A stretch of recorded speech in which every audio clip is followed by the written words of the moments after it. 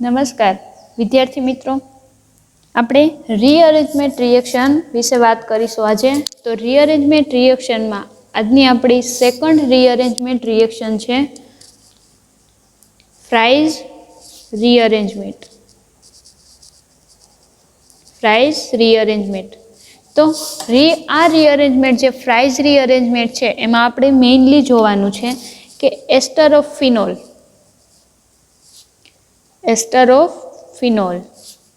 નું કન્વર્જેશન ફિનોલિક કીટોનમાં આપણને જોવા મળે છે. તો સિમ્પલી આપણે એક જ સેન્ટેન્સ યાદ રાખીએ કે ફ્રાઇઝ રીઅરેન્જમેન્ટ એમાં આપણને શું જોવા મળે છે. તો એસ્ટર ફિનોલ છે એટલે કે ફિનોલ ગ્રુપમાં આપણને એસ્ટર ફંક્શનલ ગ્રુપ છે પણ જોવા મળે છે.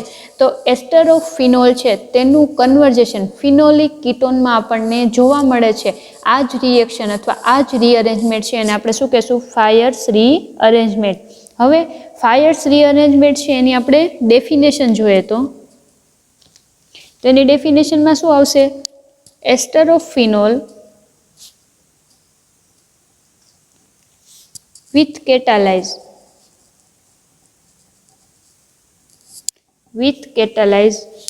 Lewis acid. તો લેવિસ એસિડ તરીકે આપણે એલ્યુમિનિયમ ટ્રાયક્લોરાઇડનો યુઝ કરીશું. તો Lewis acid mainly anhydrous AlCl3. Lewis acid તરીકે તમે કોનો યુઝ કરો છો? એલ્યુમિનિયમ ક્લોરાઇડનો. Undergo rearrangement to give ortho અથવા para phenolic ketone known as Fries rearrangement. કે ફ્રાઇઝ રીઅરેન્જમેન્ટ તમે કોને કહેશો? તો કે જ્યારે એસ્ટર ઓફ ફિનોલ છે એનું કોની કેટાલિસની મદદથી? તો કે એલ્યુમિનિયમ ટ્રાયક્લોરાઇડ જે લેવિસ એસિડ છે. તો લુઈસ એસિડની પ્રેઝન્સમાં એસ્ટર ફિનોલ છે એનું રીઅરેન્જમેન્ટ છે શેમાં થાય છે? ઓર્થો અથવા પેરા ફિનોલિક કીટોનમાં આપણને જોવા મળે છે. એ જ રીઅરેન્જમેન્ટને તમે શું કહેશો? ફ્રાઇઝ રીઅરેન્જમેન્ટ. તો ફ્રાઇઝ રીઅરેન્જમેન્ટ છે એમાં મેઇનલી શેનો યુઝ થાય છે? એલ્યુમિનિયમ ટ્રાયક્લોરાઇડ. બટ તમે અધરનો યુઝ કરી શકો છો જેમ કે ZnCl2, TiCl3 and also BF3 એનો પણ તમે યુઝ કરી શકો છો. તો આવી રીતના આ રિએક્શન દ્વારા છે આપણે શું જોવા મળે છે? એસ્ટર ફિનોલ છે એનું ફિનોલિક કીટોન છે એમાં કન્વર્જેશન થાય છે. એન્ડ ખાસ યાદ રાખજો કે આ જે રિએક્શન અથવા આ જે રીઅરેન્જમેન્ટ થાય છે એ કેવી રીતના થાય છે? પ્રેઝન્સ ઓફ લાઇટની પ્રેઝન્સમાં રિએક્શન થતી જોવા મળે છે. એટલે જ આ રીઅરેન્જમેન્ટ છે એને શું કહેશું આપણે?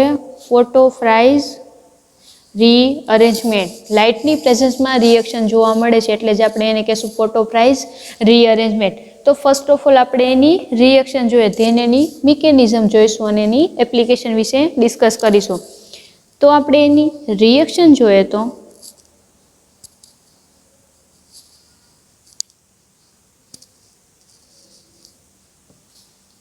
ફિનાઇલ એસિટેટ.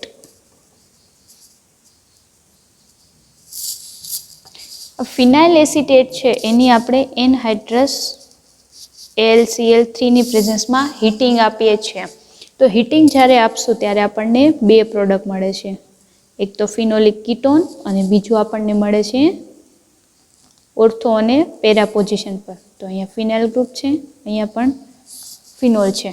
અહીંયા ઓર્થો પોઝિશન પર કીટોનિક ગ્રુપ એટલે કે COCH3 એસિટાઇલ ગ્રુપ મળ્યું અને અહીંયા પેરા પોઝિશન પર આપણને કીટોનિક ગ્રુપ છે તે જોવા મળે છે. આનું નેમ શું થશે? તો કે ઓર્થો હાઇડ્રોક્સી એસિટોફિનોન. અને આનું નેમ શું થશે? તો કે પેરા હાઇડ્રોક્સી એસિટોફિનોન. તો આજે આપણને રિએક્શન જોવા મળે છે તમે જોઈ રહ્યા છો કે ફિનાઇલ એસિટેટ એટલે કે એસ્ટર ફિનોલ, એસ્ટર ઓફ ફિનોલ એનું કન્વર્જેશન શેમાં થતું જોવા મળે છે? તો કે ઓર્થો એન્ડ પેરા હાઇડ્રોક્સી એસિટોફિનોન છે એમાં અથવા કીટોફિનોન છે એમાં કન્વર્ટ થતું જોવા મળે છે.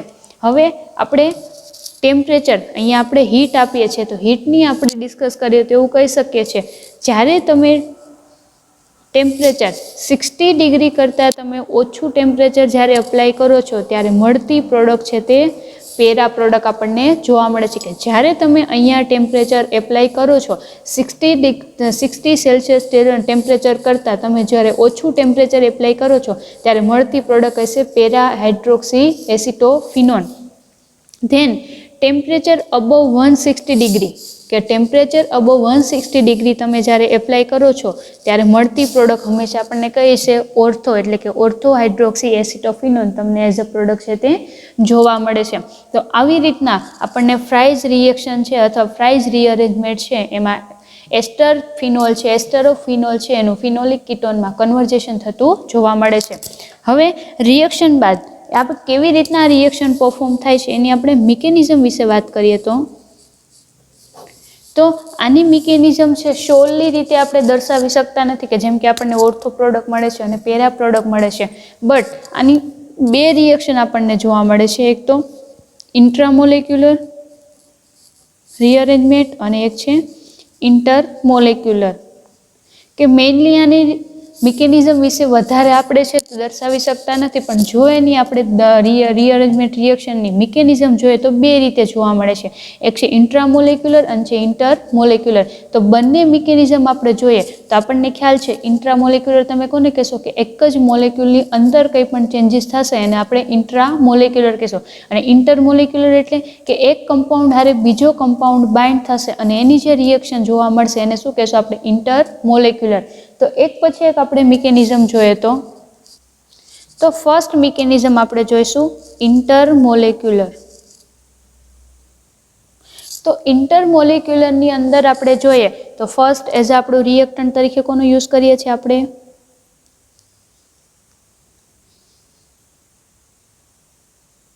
ફિનાઇલ એસિટેટનો આપણે યુઝ કરીએ છીએ. ફિનાઇલ એસિટેટની રિએક્શન થશે AlCO3 વડે. તો આ જે રિએક્શન ફર્સ્ટ આપણી છે તો પોસિબિલિટી આપણને શું જોવા મળશે તો અહીંયા આપણે જોઈ શકીએ છીએ આપણે ઇન્ટરમોલેક્યુલર રિએક્શન જોઈએ છે એટલે આપણે એલ્યુમિનિયમની રિએક્શન ફિનાઇલ એસિટેટ બંને અલગ અલગ કમ્પોનન્ટ છે એની રિએક્શન જોઈએ છે. તો આવી રીતે આપણે લખી શકીએ છીએ કે ઓક્સિજન અને આ COCH3 છે એને આવી રીતે આપણે દર્શાવી શકીએ છીએ તો કે હા. ધેન ઓક્સિજન છે એની પાસે લોન પેર ઓફ ઇલેક્ટ્રોન હતી તો એ કોને આપે છે AlCl3 ને. એટલે AlCl3 છે ઇલેક્ટ્રોનની પેર લઈને પોતે નેગેટિવ ચાર્જ બનશે અને ઓક્સિજન પોતે કેવો બને છે પોઝિટિવ ચાર્જ કમ્પોનન્ટ છે તે ફોર્મ થાય છે. હવે આપણે રિએક્શન જોઈએ અને AlCl3 પાસે કેવો ચાર્જ છે તો કે નેગેટિવ ચાર્જ. હવે રિએક્શન આગળ જોઈએ તો રિએક્શનમાં શું થાય છે તો કે અહીંયાથી બોન્ડ બ્રેક થાય છે. COCH3 પોતે દૂર થશે એટલે દૂર થાય છે એટલે એના ઇલેક્ટ્રોન કોને આપશે ઓક્સિજનને. તો ઓક્સિજનને ઇલેક્ટ્રોન આપે છે એટલે ઓક્સિજન પરનો પોઝિટિવ ચાર્જ દૂર થાય છે. તો COCH3 છે એ દૂર થાય છે અને અહીંયા ઓક્સિજન પર શું થાય છે તો કે નેગેટિવ પોઝિટિવ ચાર્જ દૂર થાય છે અને બીજું એનું AlCl3 છે એની આરે તો એઝ યુઝ્યુઅલ બાઇન્ડ છે આપણને જોવા મળે છે અને COCH3 છે તે દૂર થશે. હવે રિએક્શનમાં આપણે જોઈએ તો શું જોવા મળશે તો કે ઓક્સિજન છે એની પાસે લોન પેર ઓફ ઇલેક્ટ્રોન થશે કારણ કે પેલો બોન્ડ બ્રેક થયો તો ઇલેક્ટ્રોન છે એ ઓક્સિજનને આપીને જાય છે. તો અહીંયા ઓક્સિજન પેર ઓફ ઇલેક્ટ્રોન છે અહીંયા ડબલ બોન્ડનું ફોર્મેશન કરશે. તો બે ડબલ બોન્ડ છે એ ક્યારે એકબીજાની નજીક ના હોઈ શકે. તો આ ડબલ બોન્ડ શું કરશે COCH3 ને એમ કહેશે કે અમારી જોડે બોન્ડ પ્રિપેર કરો. તો હવે એની જોડે બોન્ડ પ્રિપેર થશે ને આપણને કયું ફોર્મ જોવા મળશે અહીંયા COCH3 oxygen double bond but તેની પર કયો ચાર્જ આવશે પોઝિટિવ ચાર્જ છે આપણને જોવા મળશે અને બીજો અહીંયા AlCl3 છે નેગેટિવ ચાર્જ એ આપણને જોવા મળે છે. ધેન ઓલ્સો અહીંયા શું હોય છે હાઇડ્રોજન પ્રેઝન્સ હોય છે. તો આવા ટાઈપનું સ્ટ્રક્ચર છે તે ફોર્મ થાય છે. તો આપણે ફર્સ્ટ ઓફ ઓલ ફરીથી સ્ટ્રક્ચર ડ્રો કરીએ તો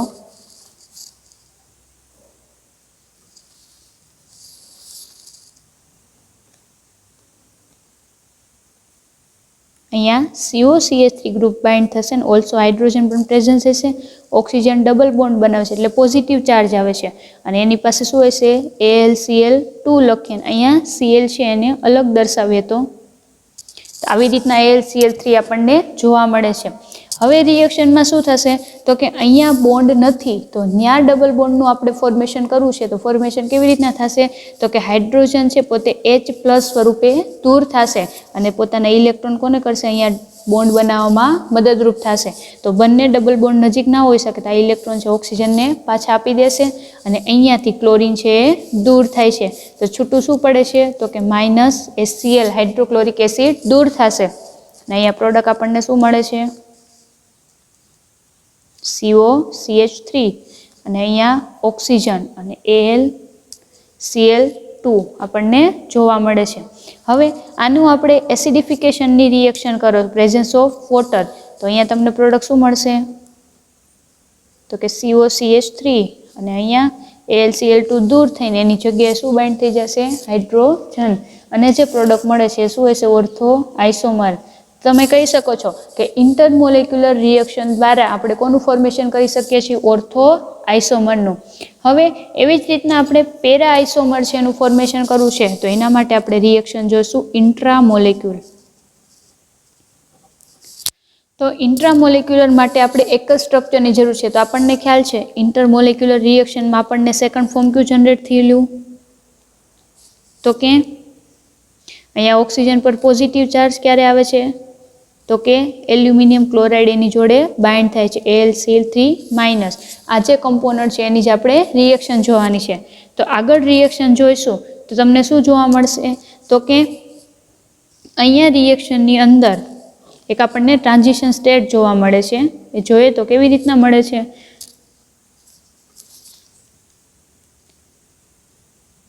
તો કે અહીંયાથી બોન્ડ બ્રેક થાય છે તો આ બોન્ડ છે એ પોતે બ્રેક થશે એટલે શું જોવા મળશે ઓક્સિજનનો પોઝિટિવ ચાર્જ છે નેગેટિવ થઈ જશે. તો હવે એની પર નેગેટિવ ચાર્જ આવી ગયો છે એટલે બોન્ડ છે એ શું થશે બ્રેક થશે. તો અહીંયા છે નેગેટિવ ચાર્જને અહીંયા ડબલ બોન્ડ બનાવવામાં પ્રિપેર કરે તો અહીંયાનો બે બોન્ડ છે નજીક ના રહી શકે. તો નજીક ના રહી શકે એટલે શું કરશે પોતાનો બોન્ડ બ્રેક કરીને એના ઇલેક્ટ્રોન છે તે અહીંયા આપી દેશે. તો અહીંયા એના ઇલેક્ટ્રોન આપશે એટલે આ બોન્ડ છે ઓલ્સો ટ્રાન્સફર થશે. તો આવી રીતના જો ટ્રાન્સફરની રિએક્શન થશે તો અહીંયા તમને શું જોવા મળે છે તો કે ઓક્સિજન પર છે ડબલ બોન્ડ આવશે પોઝિટિવ ચાર્જ આવશે બીકોઝ ઓફ એણે અહીંયા ડબલ બોન્ડનું ફોર્મેશન કર્યું છે. આ બોન્ડ છે એને ટ્રાન્સફર લીધો તો ટ્રાન્સફર થઈને આવી રીતના બોન્ડ છે એનું ફોર્મેશન થશે અને બોન્ડનું ફોર્મેશન થાય છે અને અહીંયા છે આપણે પેરા પોઝિશન પર ઇલેક્ટ્રોન છે એ જોવા મળે છે આપણને ઇલેક્ટ્રોન અહીંયા ટ્રાન્સફર થાય છે એટલે અહીંયા પેરા પોઝિશન પર કયું ફંક્શનલ ગ્રુપ જોડાશે COCH3 આવી રીતના આપણને જોવા મળે છે. આપણને એક પ્રકારની ટ્રાન્ઝિશન સ્ટેટ મળે છે. તો હવે એમાં આગળ રિએક્શન જોઈએ તો HCl દૂર કરશો. અહીંયા આપણને ખ્યાલ છે કે હાઇડ્રોજન હોઈ શકે છે તો આ હાઇડ્રોજન શું કરશે પોતે દૂર થશે એના ઇલેક્ટ્રોન અહીંયા છે પોતે ડોનેટ કરતું જશે. તો અહીંયા એના ઇલેક્ટ્રોન પોતે ડોનેટ કરે તો આ બોન્ડ છે ઓલ્સો અહીંયા ટ્રાન્સફર થતો આપણને જોવા મળે. તો એની આપણે પ્રોડક્ટ જોઈએ તો શું જોવા મળશે COCH3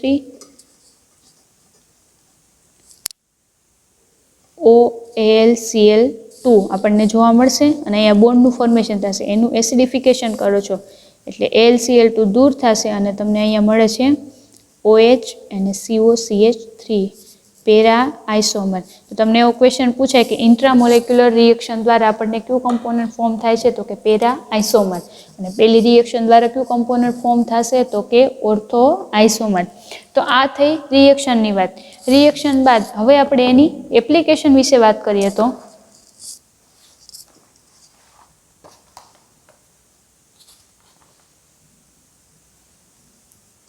એની ફર્સ્ટ એપ્લિકેશન આપણે જોઈએ તો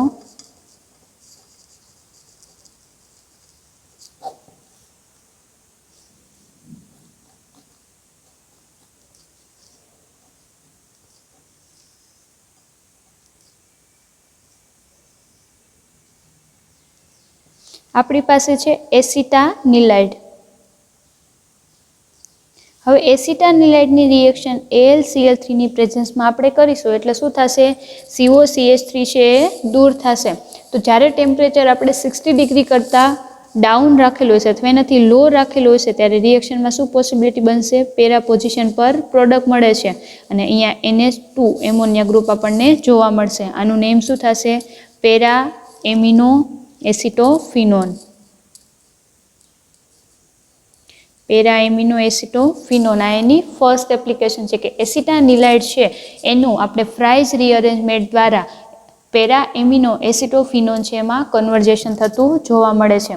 હવે આપણે સેકન્ડ રિએક્શન જોઈએ તો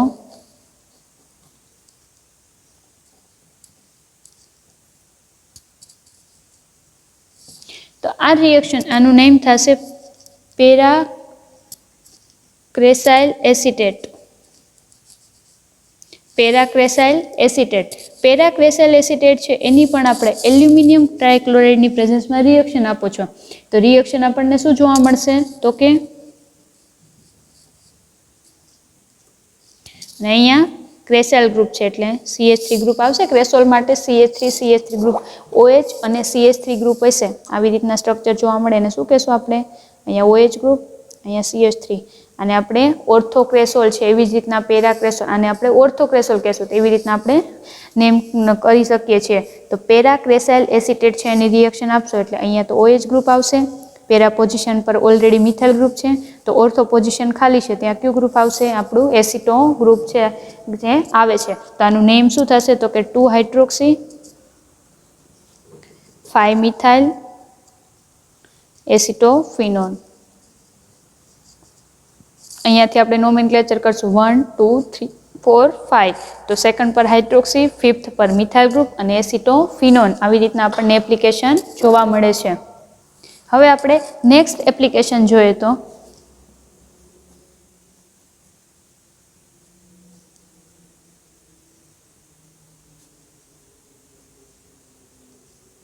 આનું નેમ થશે ફિનાઇલ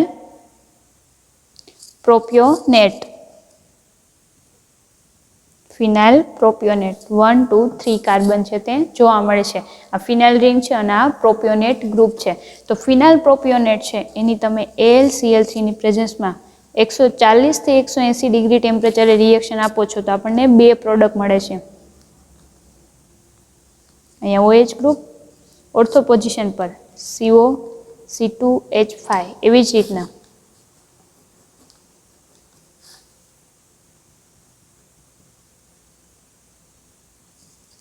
બે પ્રોડક્ટ જોવા મળશે. આનું નેમ થશે ઓર્થો હાઇડ્રોક્સી પ્રોપિયોફિનોન. આનું નેમ થશે પેરા હાઇડ્રોક્સી પ્રોપિયોફિનોન. તો આવી રીતના આપણને રિએક્શન ફ્રાઇઝ રીઅરેન્જમેન્ટ રિએક્શન છે એની એપ્લિકેશન છે તે જોવા મળે છે.